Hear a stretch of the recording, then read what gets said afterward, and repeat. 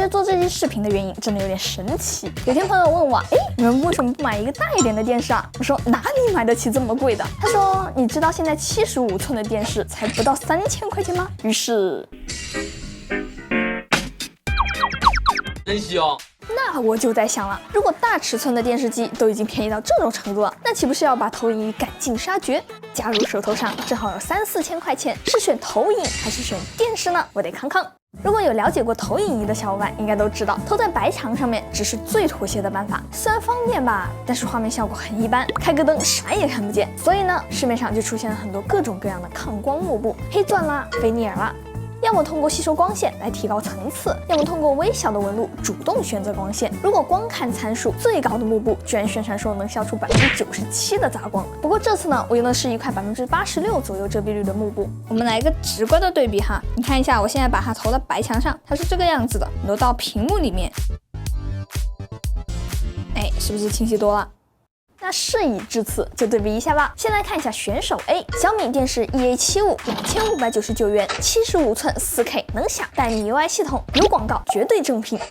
选手 B， 联想 T500，3000出头，亮度1460米，1080p， 搭配的是一块涂层抗光幕，一块菲涅尔抗光幕，这俩幕布可不便宜，可要1000多块钱呢。还有一个房间的白墙，先来直接看一下对比效果吧。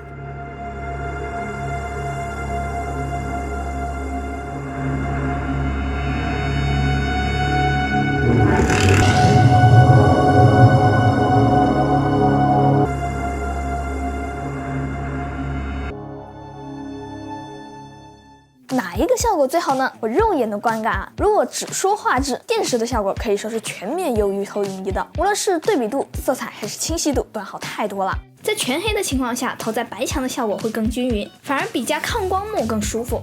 当然，我也顺便测试一下投影仪和电视机的色准。小米电视的主要问题就是白平衡，越亮它就越蓝。除了白平衡不是很准，其他倒是很不错。如果想简单的修图调色，色准低于3都可以接受。而小米电视的色准平均值2.1，算是经过调教的色彩水平了，比我想象中要好一些。2000多块钱的电视，不要要求那么多了。屏幕的均匀度也表现得很不错，只有2.6%的差异，甚至比1万块钱 OLED 电视 LG C2 还要好一点。那投影仪呢？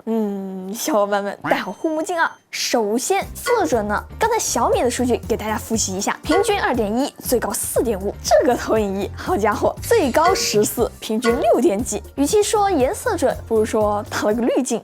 官方标注的这个1400流明，敲重点了啊！它的确能测量到这个亮度，但是画面是这样的，绿巨人是吧？如果切换到正常的模式呢，那实际亮度其实只有729流明。这里要说明一下啊，其实这是投影仪里面非常常见的标注形式，虽然鸡贼，但是也没什么办法，这只是投出来的亮度。如果你的幕布比较好，那可以达到1.6的增益，也就是变亮60%。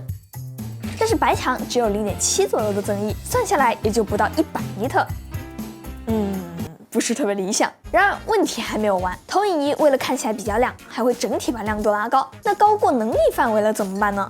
没错，砍掉就好了嘛。这样的效果就是，如果画面里面有些很亮的，比如说白云，那就会直接消失。当然，你也可以不让它增亮，只要打开显示器模式就好。但是它会趁你不注意再偷偷切回来。如果想要放在客厅替代电视的话，嘿，你别说，不可能！小伙伴们都注意到了吧？上面其实全都是在很黑的情况下拍摄的。如果真的在稍微有点光线的情况下呢，是这个样子的。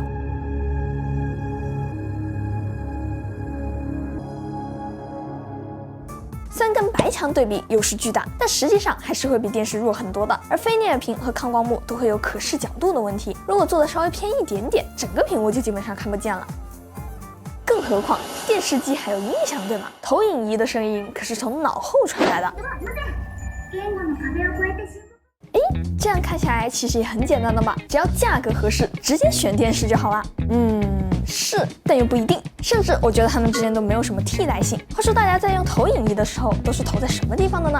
是白墙呢，还是伸缩幕布，还是硬质的幕布呢？其实我个人建议还是可以用非抗光幕，甚至是可以不用幕布的。假如说你要装一个电视，打算装在哪里呢？电视柜、还是床尾的墙上？安装一台电视其实最大的成本不是电视，而是电视占的那块地方和巨大的心理负担。就算电视用支架，也一样会比投影仪麻烦很多。搬家的时候，投影仪就可以直接放箱子里面带走了。像是租房子的，或者是只是想在房间里面放一个电视的，真的太合适了。如果在意便携性的话，那投影仪确实是很适合的选择。而投影仪尺寸的优势呢，那就更不用说了。只要你肯拉上窗帘，100寸对投影仪来说那就只是起步，往上能上到150寸以上。而且啊，要普及一个冷知识，电影院并没有我们想象中的那么亮。如果去影院，标准亮度大概是40到60尼特上下。对于这个亮度，投射100寸的画面，就算考虑到白墙的反射率，700流明的投影仪亮度也够了。不过可别看到这里就直接去下单，再次敲黑板，官方标注的亮度是用不到的。我建议保险起见，可以直接把官方宣传的亮度除以2。比如我这一台1400流明的投影仪，就当做700流明来用。这个2200流明的投影仪呢，就大概理解成1100流明左右。要投100寸，这种2-3千的投影仪刚好能喂饱。还有一个很严重的问题，便宜的电视反光其实很严重，很多电影或者是电影式游戏画面都偏暗，看上去自己的反光比电影还要清楚。而且如果不是追求极致画质的话，我更推荐这种镜头投影仪，画质会弱一些，但是正常位置上区别真不大。像这2台的价格都在3000左右，投出来的画面亮度、清晰度也没有太大的区别。但是这个形态的优点可就太多了。首先音质，本身机子大，音质就好，而且还是从正面出来的声音。而且它要投出85寸的画面，只用放在这里；投出100寸的画面，也只用放在这里。你看我大概放在这个位置，它就可以投出一个比我还高的画面。然后呢，我也不会挡到这个投影投在上面，对吧？比普通长焦投影的调整真的简单太多了。我真心觉得，虽然投影抗光幕布这些产品能提升很多抗光性能，尤其是跟白墙上面一比，差距明显，但是缺点也很明显，可视角度低，还会让色彩表现变得更差，甚至在拉窗帘的时候还不如白墙。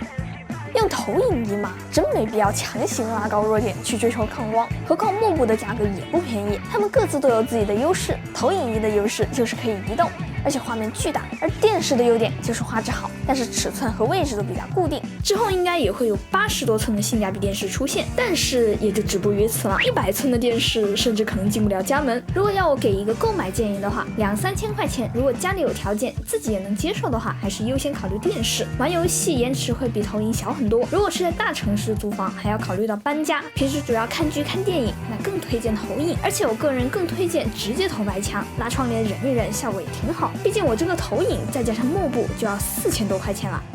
好了，那么以上就是本期视频的所有内容啦。如果这期视频对你还有所帮助的话，记得给我点赞、3连关注哦，这对我来说非常重要。那我是千里，咱们下期再见吧，拜拜。